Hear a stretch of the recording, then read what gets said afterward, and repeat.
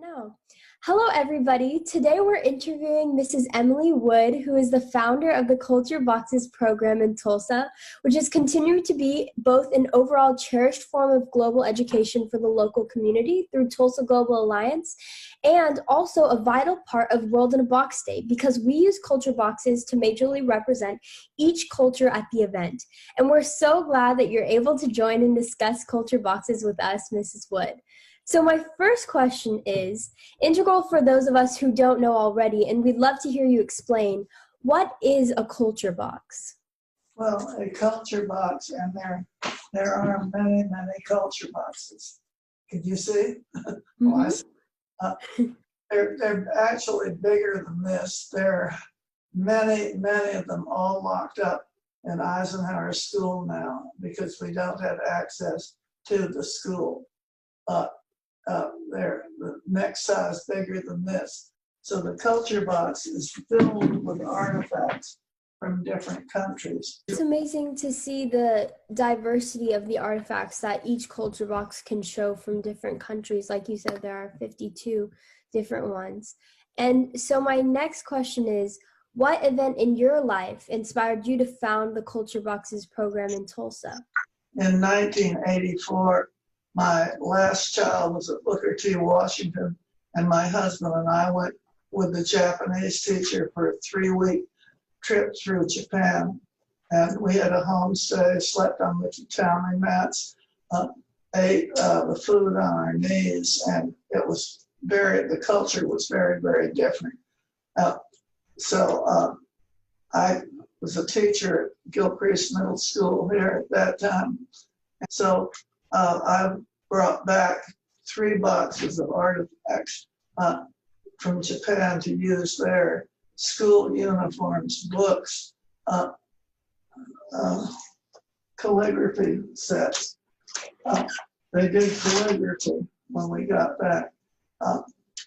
We had all the brushes, we had all the interactive things. We had Japanese map. Anyway, I brought that back.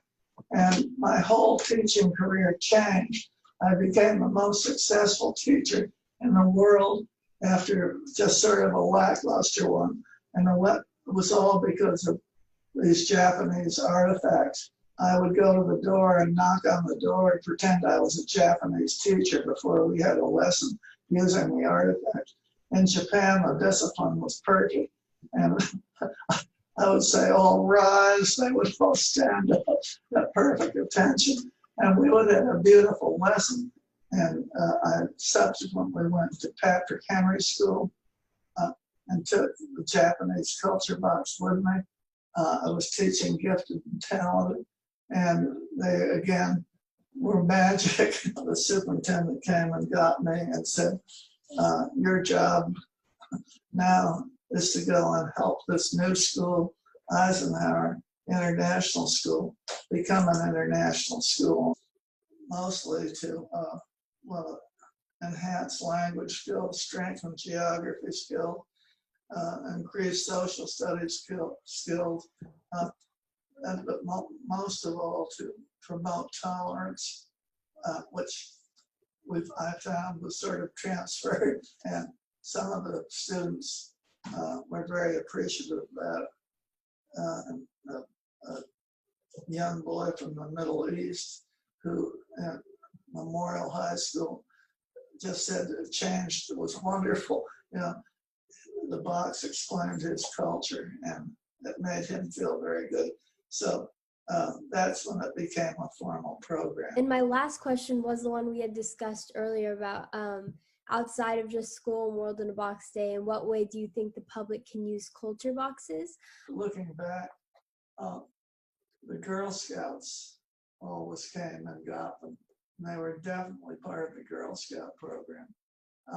And people got their badges through using them.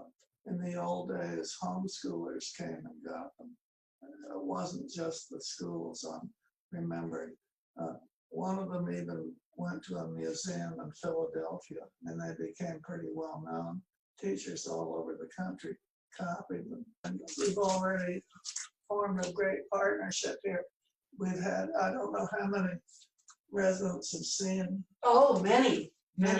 We've had many, and we've had many times. You want to just say what they were? Well, Emily did a wonderful class last year about our sister cities. And in conjunction with that, we would have one of the corresponding culture box all set up on display here, and people could come by during a certain amount of time and enjoy all the items as a offshoot of Emily's class. And yes, we had many each time. I think there are lots of possibilities. I wouldn't have thought of the retirement homes till I came here.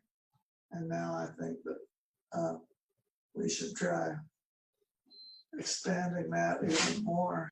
I completely agree. I think that's amazing to start the initiative of taking the use of culture boxes even further to all ages. And it can really benefit the way we've been seeing in what you talked about in Methodist Manor or even in schools. And there's no reason why it wouldn't work with that age group in between or younger. And well, thank you so much, Mrs. Wood. That was our final question. And I can completely say you provided so much insight and knowledge to me and everyone else watching about what the program is and how we can use it to learn within and outside of just World in a Box Day. Hi everyone, I'm Gabby, one of the World in a Box organizers. Today, I will show you what is inside of the Russia Culture Box. It includes a binder with important information for the teachers. First section, Overview.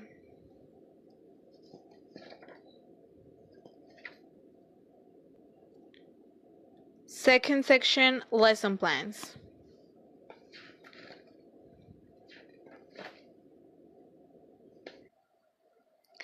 Third section, Myths and Legends. Fourth section, Arts, Music, and Architecture.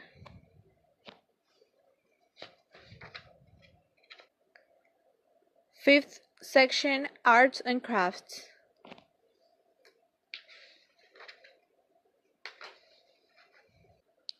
The last section, Food.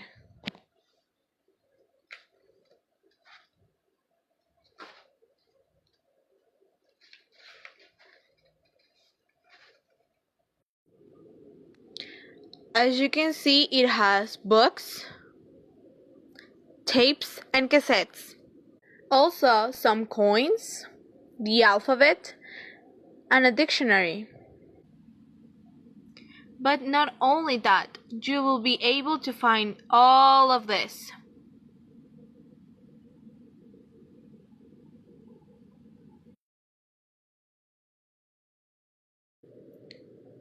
If you want to know more about culture boxes and how to request one, check out the Tulsa Global Alliance website.